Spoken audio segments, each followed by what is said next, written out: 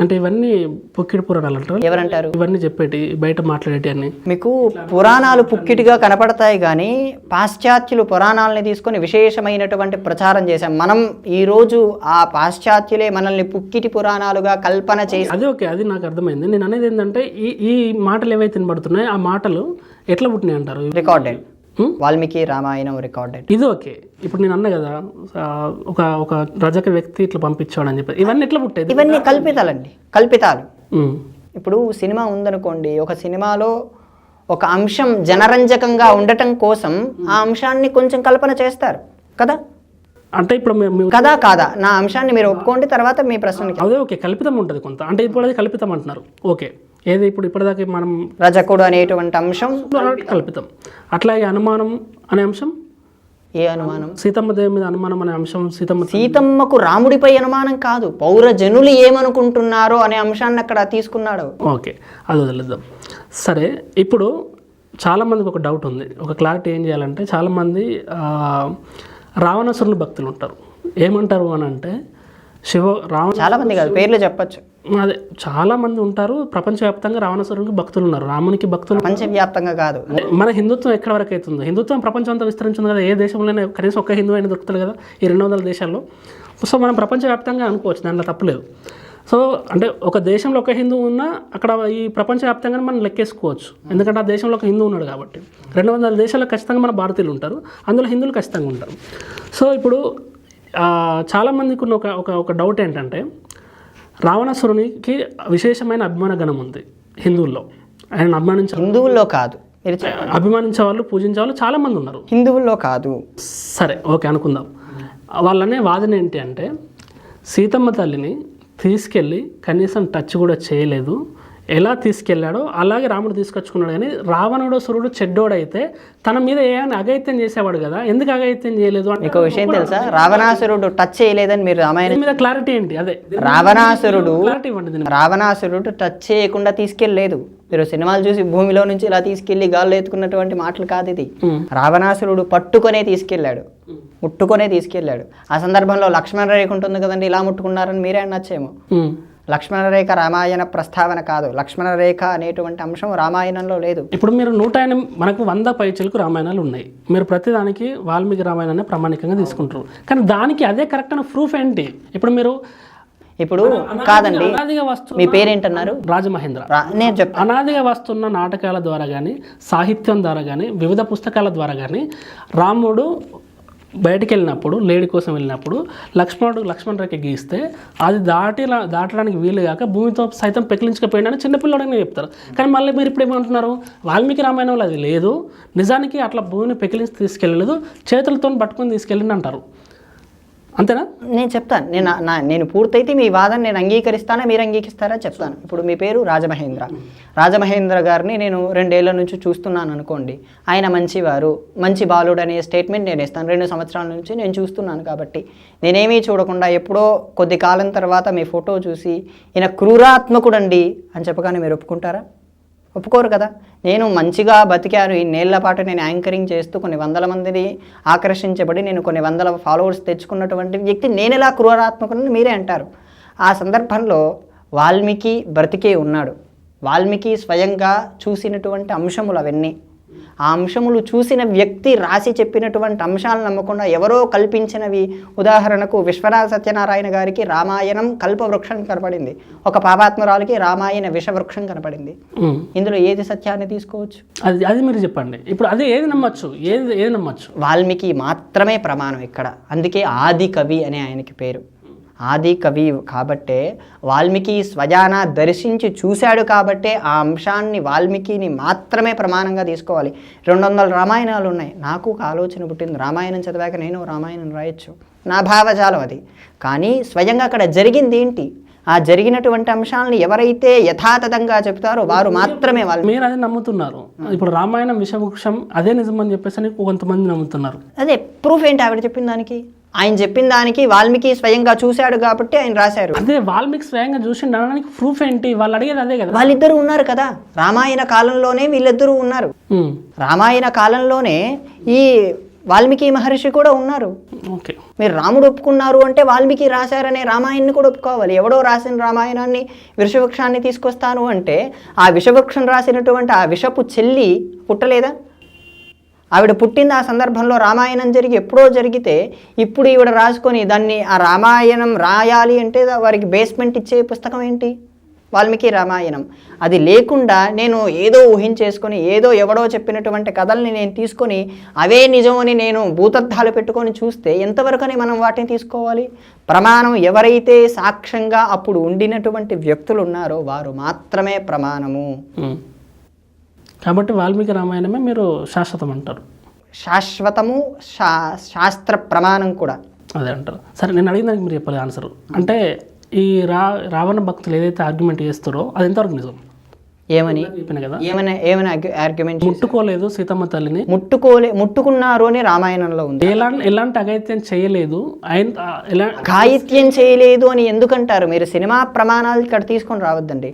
సినిమాలో అలా చూపిస్తారు ఖచ్చితంగా, ఎందుకంటే మీకు సినిమా అనేటువంటి భావజాలమే డిఫరెంట్.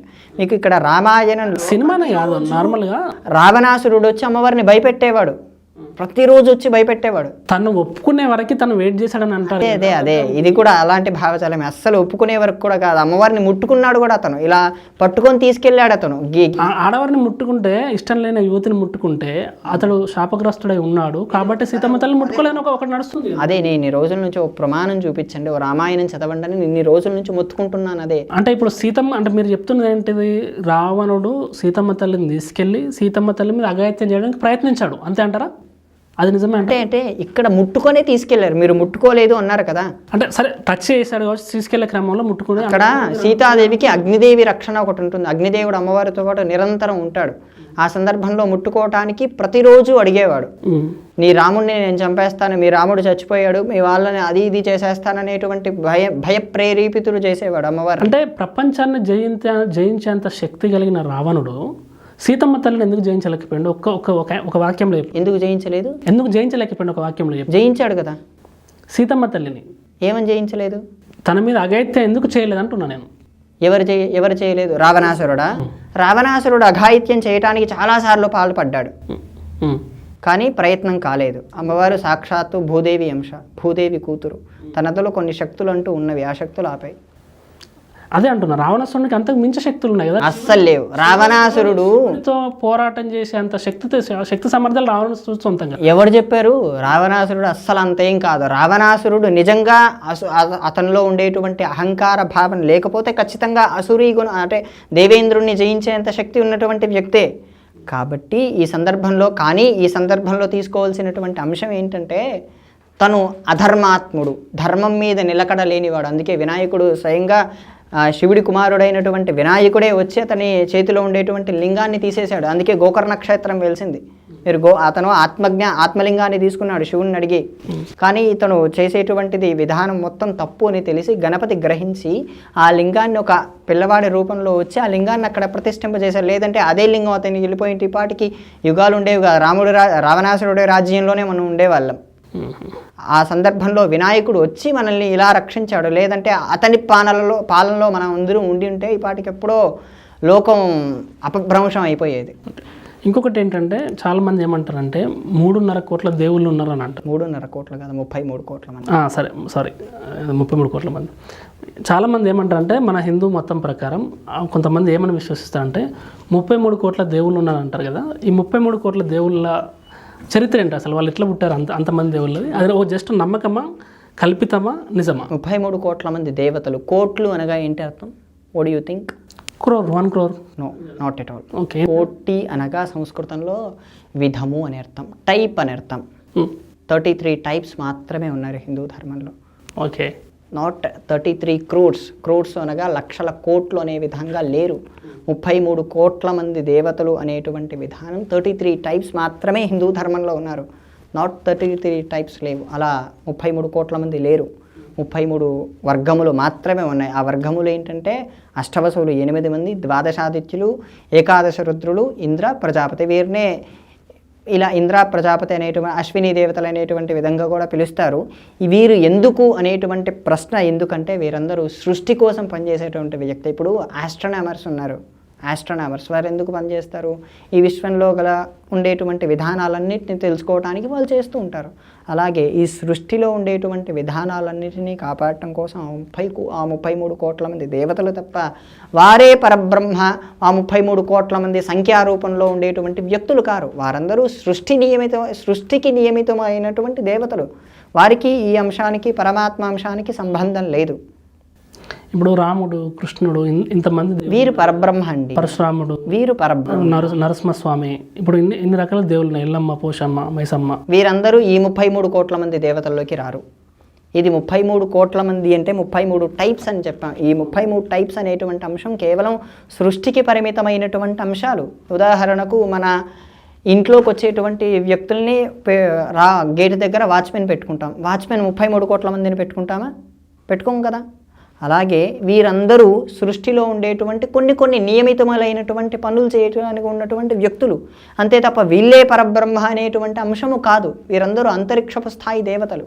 అంటే మనుష్య శక్తి అంటే మనం 5% మాత్రమే యూజ్ చేస్తున్నాం. మనిషికి ఉండేటువంటి శక్తి చాలా ఉత్తమమైనటువంటిది.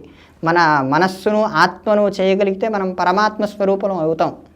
హిందూ మతాన్ని ఆచరించే ఒక వ్యక్తి ఇప్పుడు అనుకుంటున్న 33 కోట్ల టైప్స్ వ్యక్తుల్ని పూజించాలా, లేకపోతే ఇక్కడ కృష్ణుని పూజించాలా, రాముని పూజించాలా, నరసింహస్వామిని పూజించాలా, పోషమ్మని పూజించాలా, ఎల్లమ్మని పూజించాలా, మైసమ్మని పూజించాలా, ఎవరిని పూజించాలో నాకు అర్థం కావట్లేదు.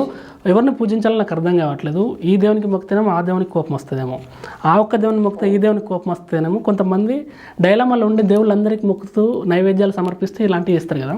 నిజంగా ఒక హిందూ మతాన్ని ఆచరించే వ్యక్తి యొక్క భక్తి ఏ విధంగా ఉండాలి? అతను ఆచరిస్తే ఎన్ని పద్ధతులు ఆచరించాలి? అతను ఒకవేళ ఫాలో అయితే ఎవరిని ఫాలో కావాలి? మీకు మొట్టమొదట మీరు అడిగినటువంటి ప్రశ్న 33 కోట్ల మంది దేవతల్ని ఆరాధించాలా, రాముడు, కృష్ణుడు, నరసింహస్వామి వీళ్ళని ఆరాధించాలా అన్నటువంటి ప్రశ్నకు అందులో ఏ ఒక్కరిని ఆరాధించినా ఇంకొకరు ఫీల్ అవుతారేమో. కాబట్టి మేము ఎవరిని ఆరాధించాలని ఉన్నందరికీ మొక్కుతూ వాళ్ళు మానసిక తడబాటుకు గురపడుతున్నారేమో. అలాంటి వాళ్ళకు మీరు ఇచ్చే తెలుసు, అర్థమైంది. ఉదాహరణకు మీరు అన్నారు 33 కోట్ల మంది దేవతలను ఆరాధించాలి అని వేదం ప్రతిపాదించలేదు. ఏ యొక్క వ్యక్తి వాళ్ళని ఆరాధించాల్సినటువంటి ఆవశ్యకత వేదంలో ఇవ్వలేదు. వారందరూ ఒక విధములైనటువంటి పద్ధతికి ఉన్నటువంటి వ్యక్తులు, సృష్టికి చేసేటువంటి కార్యానికి వారు ఉన్నారు. అంతే తప్ప వాళ్ళనే పూజించాలనేటువంటి అంశం ఎక్కడా ప్రతిపాదించలేదు. అట్ ద సేమ్ టైం ఎవరు వారిని ఆరాధించలేదు కూడా. మీరు అన్నారు రాముణ్ణి ఆరాధిస్తే కృష్ణ భక్తులకు కోపం వస్తుందేమో, లేదా కృష్ణుని ఆరాధిస్తే నరసింహస్వామి కోపం వస్తుందనేటువంటి అంశం లేవదీశారు. ఆ అంశానికి ఏంటంటే అటువంటి విధానం భక్తి అనేటువంటి భావనలో ఉండదు. వీళ్ళందరూ ఏంటంటే ఉపాసకానాం కార్యార్థం బ్రహ్మణో రూపకల్పనే. ఇప్పుడు నా ఉపాసన నేను రాముణ్ణి చేస్తూ ఉన్నాను అనుకోండి, నాకు రాముడే సూపర్ పవర్. మీరు కృష్ణుని ఆరాధిస్తున్నారనుకోండి, కృష్ణుడే మీకు సూపర్ పవర్. అలాగే ఉదాహరణకు ఒక మిఠాయి దుకాణానికి వెళ్ళాం. ఆ దుకాణంలో ఒకటే స్వీట్ ఉండాలని అనుకుంటామా? అనేక రకాల స్వీట్లు ఉంటాయి. అలాగే ఇది ఒక మిఠాయి దుకాణం అయితే ఈ దుకాణంలో అనేక రకములైనటువంటి విధానాలు ఉంటాయి. మీకు పాలకో ఇష్టమైతే నాకు మిక్చర్ ఇష్టం అండి.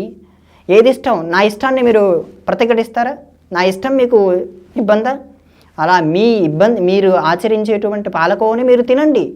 దాన్ని ఎంత ఆస్వాదం ఉంటే దాన్ని ఆస్వాదించండి. ఎవరి ఇష్టానికి వాళ్ళు. ఇక్కడ ఏ దేవతా భేదం అనేటువంటిది దేవతా స్థాయి వ్యక్తులకు ఉండదు. అదేదో మానుష్య సృష్టిలో కొంతమంది కల్పితంగా చేసేటువంటి విధానం అంతే తప్ప అక్కడ దేవతా భేదం అనేటువంటిది దేవతల్లో ఉండదు. ఓకే.